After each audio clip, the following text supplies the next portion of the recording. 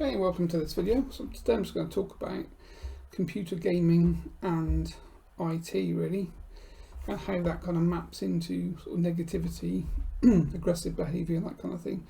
So recently we've sort of noticed from our perspective that we've had quite a large spike really in requests coming from parents primarily to help their children, as quite a lot of these children seem to be suffering with sort of various negative emotions, sort of anxiety, depression, angry behaviour.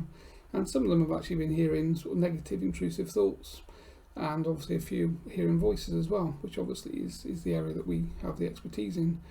So talking to my guide Chen, we were sort of discussing, just quickly putting a video together, just to kind of go over some of the reasons that's happening, and of course more importantly really some of the things that you can do to actually protect your children, and obviously yourselves. If you play games and you're an adult, then it's a an enjoyable form of entertainment for lots and lots of people around the world. But obviously there is an element of negativity or negative intrusion that comes in. So in this short video I'm just going to go through some of the background really, and then we're going to end off with the things that you can do to make that environment safer whilst you're playing these sorts of games. So if you look at many of the computer games that people play, it certainly tends to be male dominated really, and they tend to be sort of around war and killing primarily. So this seems to change people's behaviour, and that kind of correlates with the entertainment habits around the computer industry of gaming and PlayStations, that kind of thing.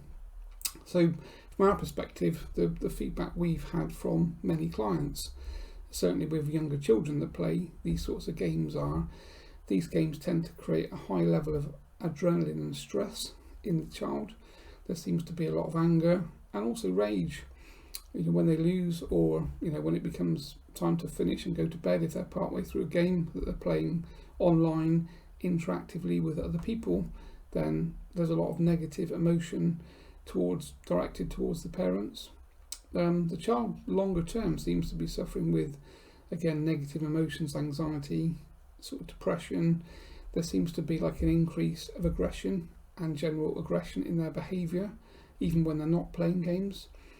And obviously from my perspective, we work in the occult area, so we're dealing with negative entities and unseen spiritual energies basically. So from my perspective, these types of games obviously seem to attract negative entities into that game playing space. So from my perspective, everything is about vibration primarily. If your vibration is high, you can walk a path whereby you're not really too affected by low levels of negativity, negative entities and negative people. If your vibration is low or your vibration drops, then ultimately like attracts like, and you basically attract to you the vibration that you have.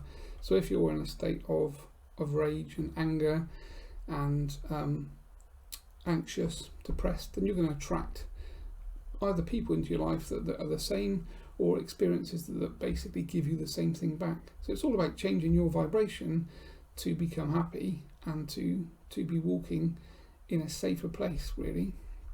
So if we just look at some of the games, so I don't play games, so I'm not best placed to actually talk about the types of games and what they do. I've obviously seen them and I'm aware of what they do, but most of the top 5 games really that children seem to play these days are war-based games.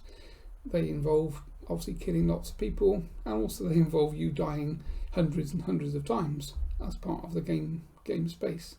So if we look at Resident Evil, Call of Duty, Killing Zombies, Assassin's Creed, Valhalla and Demon Souls, these are sort of the top 5 games that I could find basically from Google search, and I'm talking to friends that have got teenage children or sort of early teens. This is the games they seem to play the most, but Call of Duty seems to be the top game playing. So just to kind of recap on Call of Duty really, so obviously it's a military based game whereby you're part of a squad that is effectively in a war zone, and you're there to obviously kill the opposition, and you're kind of working with friends and teams that you can obviously connect with online, which I understand people do through TeamViewer, these sorts of things. So there's you talking to other people that you don't know around the world as part of the game, and obviously the actual visuals of the game that you're effectively associating with. So we kind of know that the US military is reported to use games such as Call of Duty to train their soldiers, because these games are so realistic, and they also create the high levels of stress that is actually endured by the soldiers in wartime. So before signing up for active duty, most of today's generation of armed forces recruits have usually played hours and hours of games such as Call of Duty, so that they're actually in the right kind of mental state to join the military effectively. So let's just have a look and just have a think about what's actually happening in the brain whilst people play these games. So it's pretty obvious that there's the game that you're playing associates with your emotional state, and your emotional state changes based upon the game that you play effectively.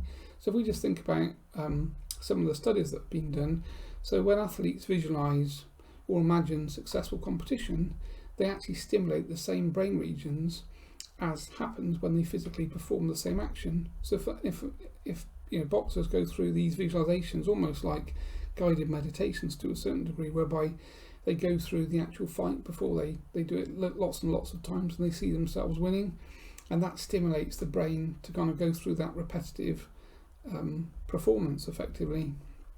So there's lots of research that's been done. So one of the experiments I like to bring to the table really is a research experiment that was conducted whereby brain scans were taken before and after volunteers were asked to play a simple sequence of piano notes each day for 5 days. So these brain scans were taken, so their brains were scanned each day in the region connected to the finger muscles. And there was also another set of volunteers that were asked to imagine playing the notes, the same notes as the people that were actually playing them, and they also had their brains scanned. So you've got two groups of people. One's actually really playing the piano and playing the notes, the other one is just visualising playing the piano. So the results are quite interesting, because the results from the brain scans showed that the same level of activity for both groups of volunteers. So this points towards the understanding that the brain isn't able to distinguish between real events and situations of imaginary ones.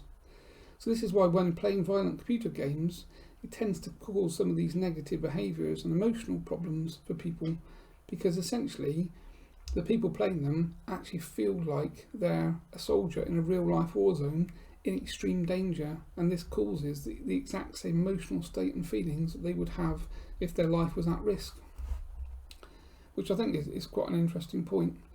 Now of course playing these types of games ultimately changes your vibration, and from my perspective I can see that when this happens, portals actually open to other dimensions from your computer monitor. So it's a bit like the Monsters Inc. children's film, whereby children go to bed at night and then monsters open the doors into the children's room and they come in and frighten them, and then the monsters feed off that fear vibration. So that film kind of actively portrays that exact scenario effectively. So negative entities tend to feed off low vibration, we're all aware of that, and hence gaming attracts them to the people that are playing these types of high adrenaline games, rather like sharks to blood in the water. So as soon as you start to play that game and you become angry and aggressive, and your adrenaline's racing through your veins and your emotional states change, you're actually in this kind of fight or flight scenario, and that's going to attract negative entities and also earthbound spirit that are around to you effectively. And of course when they then connect to you, they're going to effectively feed off that negative vibration. And from my perspective, I've actually seen psychically portals open in monitors, and entities actually come through monitors and connect to the people that are actually connected to their computer. So for me it's kind of obvious really that if you're playing a game like Call of Duty, an event that you're so angry and enraged, if there is an entity around, it can actually open a portal in your computer monitor and effectively etherically connect to you and suck that fear and that negative vibration, which of course is what it feeds on effectively. So this means that when you finish playing the game, you'll feel very tired, you've effectively had your energy siphoned, and you've probably got some type of negative entity connected to you, so that each time that you play, you'll probably start to find that you're being encouraged to play more and more, because these entities or earthbound spirits that feed on that vibration will be popping that thought into your mind to go and play these games. And of course this is part of the reason that they probably become so popular, is that there is this kind of unseen arm encouraging people to go and spend a few more hours on the game. And of course this becomes a problem for parents as well, because trying to get the children off the computer probably turns into a battle of rights to a certain degree, really. So if we just move on to protection, so we all when I say we all, I'm aware obviously there are negative entities and discarnate spirit that are negative. That's what I work with on a daily basis, and it's kind of what we do. And I obviously use my guide Chen and his team to do that, and working sort of hand in hand with Dr. Terence Palmer, we've now worked on thousands of people that have been having or experiencing hearing voices, intrusive thoughts, anxiety, depression, that kind of thing. So we know that the techniques that we use work, and they can change the way you feel and effectively change your life. So some of these techniques we'll go through now, just as a kind of pointer really, that you could put in place for your children, and obviously for yourself. If you play games and you enjoy playing games, then that's good, but obviously doing it in a safe way, or as safely as you can, is the key really.